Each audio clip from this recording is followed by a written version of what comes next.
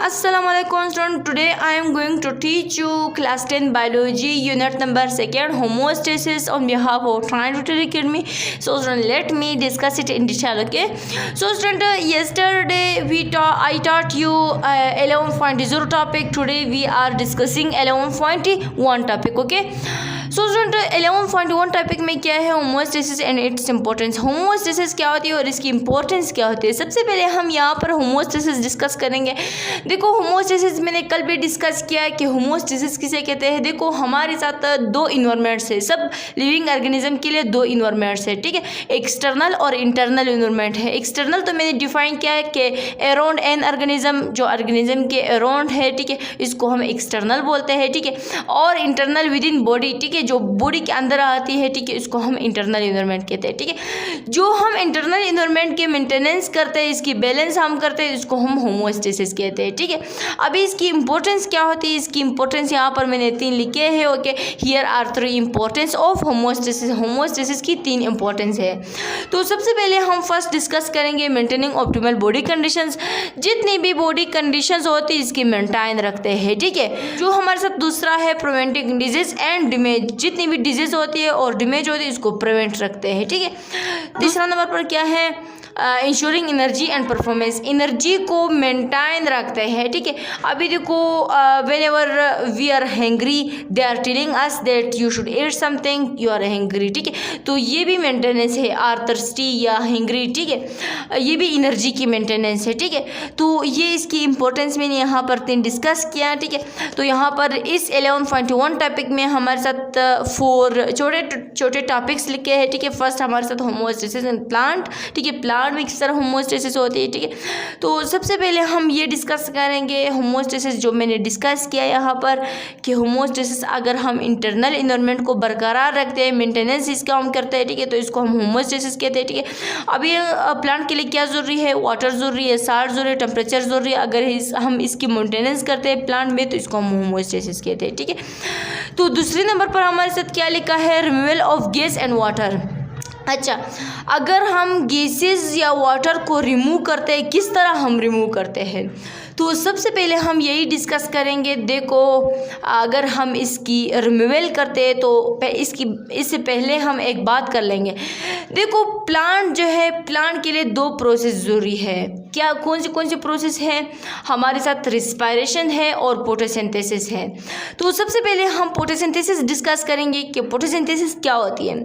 Photosynthesis वो process है जो कि प्लांट अपने लिए खुराक बना लेता है, और रिस्पायरेशन वो प्रोसेस है जो कि फोटोसिंथेसिस ने जो खुराक बनाई है वही खुराक की ब्रेक डाउन करती है और साथ साथ एनर्जी रिलीज होती है इससे। ओके, तो देखो हमने यहाँ पर यही डिस्कस किया।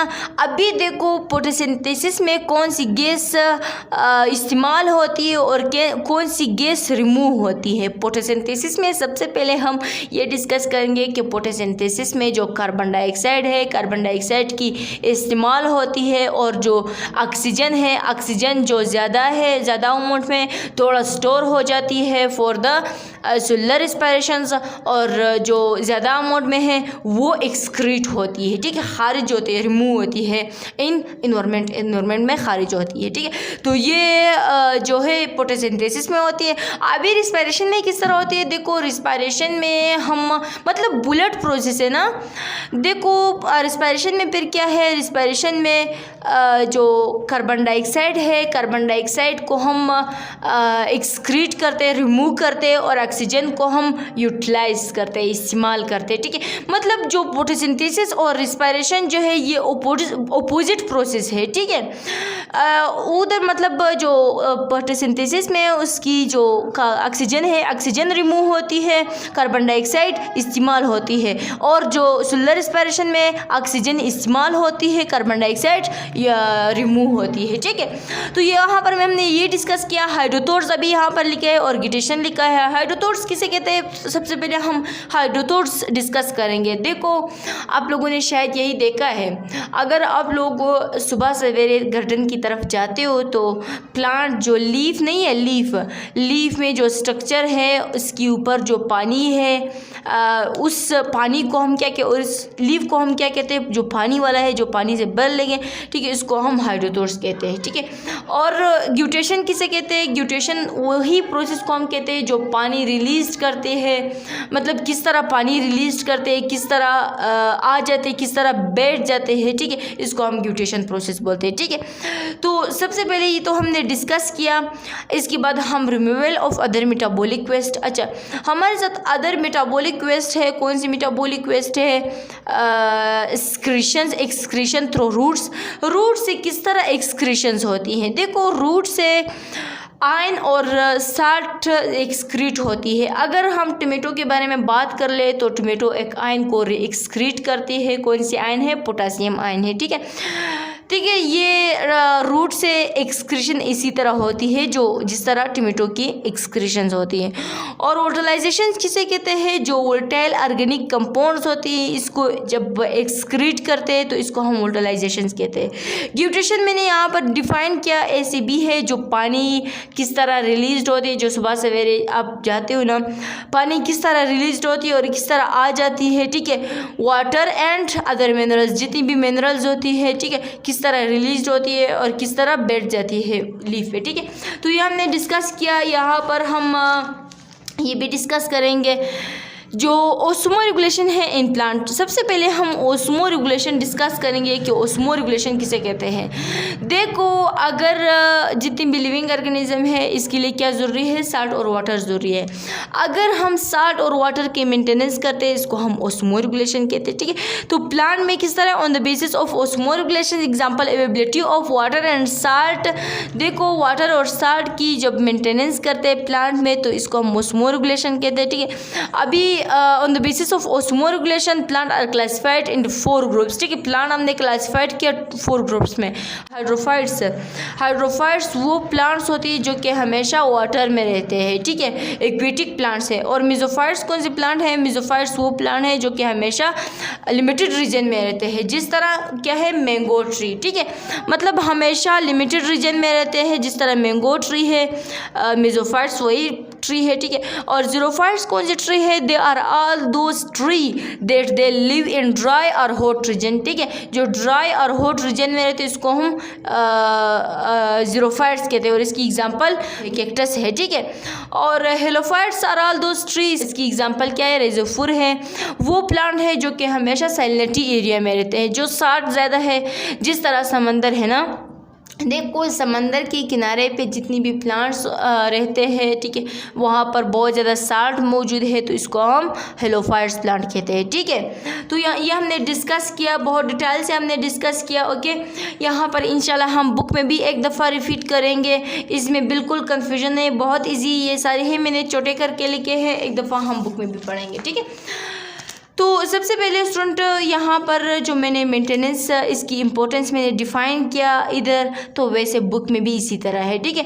और जो होमोस्टेसिस है, ठीक है, इन प्लांट होमोस्टेसिस प्लांट में किस तरह होती है वहाँ पर मैंने डिफ़ाइन किया, इधर भी मैंने, इधर सिर्फ रीडिंग है। देखो स्टूडेंट, अगर आप लोगों के लिए रीडिंग कॉम्प्लिकेटेड है तो you can tell me in the comment, ठीक है, तो मैं रीडिंग भी पढ़ाऊँगी, ठीक है। अगर रीडिंग कॉम्प्लिकेटेड है तो आप लोग कमेंट में बता सकती हो, ठीक है। तो यहाँ पर क्या है? Removal of gas and water, gas और वाटर किस तरह रिमूव होती है, ठीक है, यहाँ पर ये भी मैंने डिफ़ाइन किया, ठीक है, बिल्कुल कॉम्प्लिकेटेड नहीं। यहाँ पर ग्यूटेशन प्रोसेस मैंने डिफ़ाइन किया, इधर भी वही है, ठीक है। और आगे क्या है? Removal of other metabolic waste, other metabolic waste किस तरह रिलीज होती है, यहाँ पर 3 मैंने जो डिफ़ाइन किया वही याद रखना चाहिए, ठीक है। और देखो, osmo regulation in plant, osmo regulation plant में किस तरह होती है और वहाँ पर मैंने डिस्कस किया। On the basis of osmoregulation there are 4 types of plants, plant की 4 टाइप्स आती है, क्या है? हाइड्रोफाइट्स है, ठीक है, हाइड्रोफाइट्स आर एक्वेटिक प्लांट्स, जितने भी एक्वेटिक प्लांट्स होते हैं इसको हम हाइड्रोफाइट्स कहते हैं, ठीक है।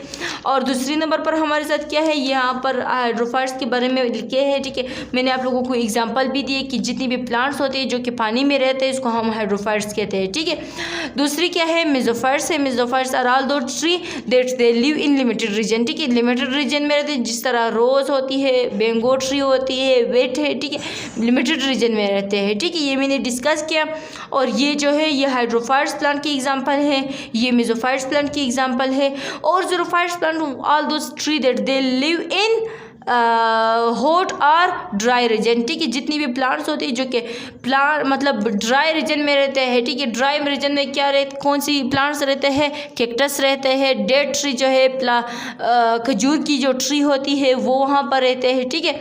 और हमारे साथ दूसरे नंबर पर क्या है, हेलोफाइट्स। हेलोफाइट्स की एग्जांपल मैंने आप लोगों को दे दिया है कि वो ट्री जो कि समंदर के किनारे पे रहते हैं, उस प्लांट को हम क्या कहते हैं, उस प्लांट को हम हेलोफाइट्स कहते हैं, ठीक है। सो स्टूडेंट, आज की वीडियो मेरे ख्याल से आप लोगों को समझ में आई, बहुत इजी थी। सो स्टूडेंट, रिवाइज कर लो, 2-3 दफ़ा रिवाइज कर लो। So this was my today's video, please like share and subscribe my video. Thanks, good bye.